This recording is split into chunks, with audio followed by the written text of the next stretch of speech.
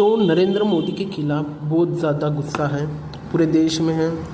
देखो बात ऐसी है, 140 करोड़ में से 20 करोड़ लोग भी अगर नरेंद्र मोदी के भक्त हैं, और वो हैं, उसमें कोई शंका नहीं है। नरेंद्र मोदी की एक बहुत बड़ी भक्तों की संख्या है, जो ऑलमोस्ट 20% की पॉपुलेशन है। लेकिन जो बाकी पर लोग हैं, बहुत सारे लोगों ने नरेंद्र मोदी को एक विकास के नाम पे वोट दिया। उनके भक्त लोग भी लोगों से अलग अलग तरीके से बातें करते हैं। अगर कोई बंदा हो जिसमें हेट नहीं है, लेकिन हाँ वो रोड की तारीफ़ करता है, तो मोदी की तारीफ़ कर दो, ठीक है। उसके बाद कोई दूसरा बंदा है जो एक्चुअल में थोड़ा सा हेट है उसमें, तो उसके सामने और हेट फैलाओ।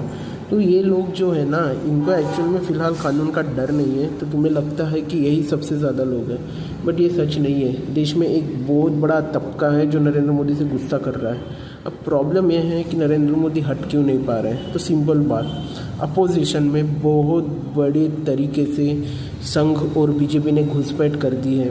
ये सेम वही है, मैं भी खाता हूँ तुम भी खाओ और चुप रहो, और दोनों भी खा के मस्त मस्ती में चल रहे हैं।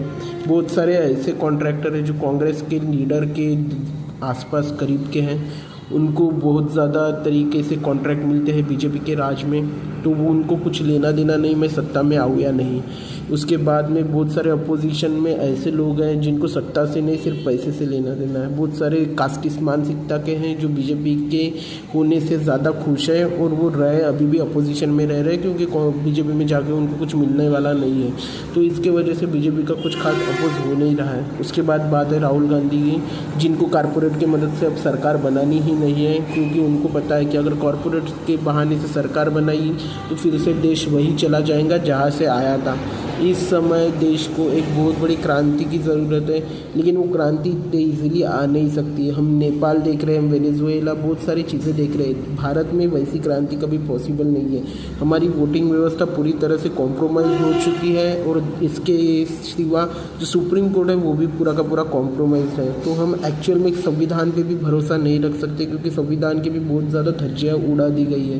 तो नरेंद्र मोदी को हटाने का बस एक ही चांस है कि तुम ये करो कि लोगों के बीच में जाओ और लोगों को बताओ कि देश में कितना ज़्यादा तुमको लूटा जा रहा है।